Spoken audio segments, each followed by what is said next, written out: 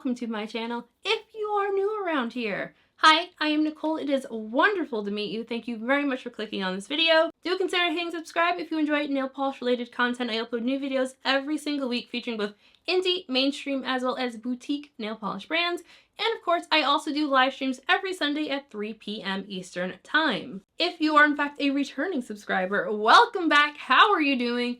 I hope everyone's just having a fantastic week. So today's video is for the newest monthly duo by Heather's Hues. So for October, Heather asked members of her Facebook fan group, Heather's Cutie Pies, to submit photos based on the theme Creepy. And while this video is not sponsored, I was sent the polishes by the brand, and as always, all thoughts and opinions are my own. So down in the description box, I will have links to where you can purchase these polishes, links to the Heather's Hues social media pages, links to my social media pages, as well as a link to my blog post where I host all of my swatch photos. Also down in the description box, I will have timestamps. Let's just get into this video.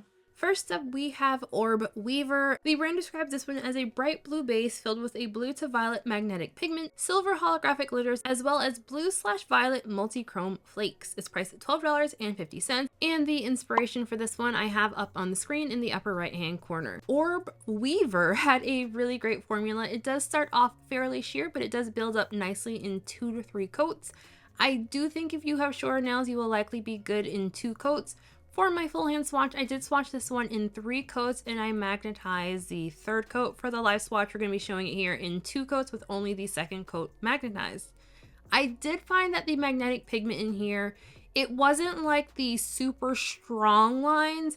You get a nice effect out on the nail, but you don't get like super strong lines. One thing I will say that even though I did not get like super crisp lines with this one, what you were seeing here on my full hand swatch, this is what the polish still looked like on me several days after like I did the magnetizing, so it doesn't seem to disperse as much as like magnetics that you get like a super strong line right away. So unfortunately, it was raining the day I was swatching this one, so I didn't get great outdoor shots for the reflective glitter. One thing I will say about the reflective glitter, 1, it is very reflective, and 2, I was pleasantly surprised. I did 1 thick coat of top coat for this swatch, and several days after I had this polish on, like, it did not feel textured at all. So like 1 thick coat of top coat and you are good to go with this polish, which I personally appreciate. Removal will be on the more difficult side if you try to scrub it off. I used the soak off method and I had no issues. I thought for sure it was going to be a stainer, and I had no problems with staining either. And the second polish is called Skelly Crelly. Heather describes this one as a pale teal Crelly base filled with a mix of metallic and holographic glitters in pink, orange, yellow, and teal, as well as violet to pink to gold multi-chrome flakes. This one is also priced at $12.50.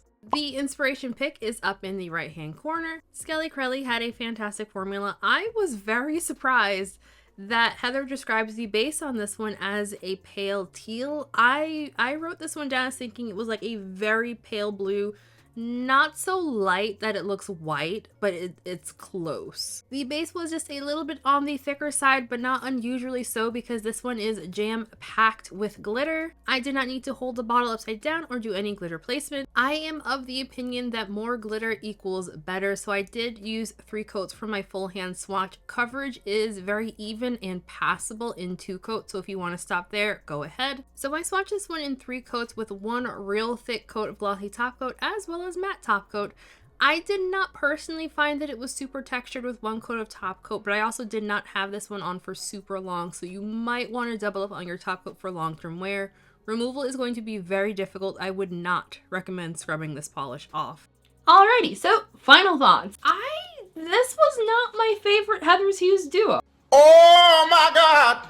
And I know that's probably going to become a shock to anyone who watches these videos, but I don't know. I was not as pumped about these as I usually am. Don't get me wrong. I thought both polishes were phenomenal. They were both fantastic. Like, I'm wearing one right now. I don't know why. Like, I don't know.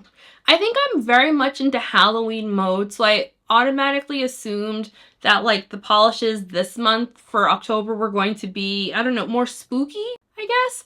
They weren't giving me the spooky vibe, but like I really enjoyed both polishes. You all know I love Heather's Glitter Crelly. Heather makes one of my favorite Glitter Crelly formulas, and this blue, this shade of blue, fantastic. I really like Orb Weaver. Like, I think it's a gorgeous polish.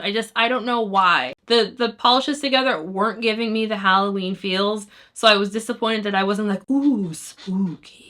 Weird complaints? Maybe, I don't know, because I like both polishes. I just didn't feel like Halloween creepy with them. That's my final thoughts. As far as top picks go, I think I'm gonna go with Orb Weaver because I really like the shade of blue. I would love to know what everyone else thought of this release. Are you planning on picking it up? Have you already picked it up? Let me know down in the comment section. And of course, do not forget to hit that like button if you enjoyed my swatch and review videos, as well as hit subscribe if you have not yet already. And I'll see you all in the next video.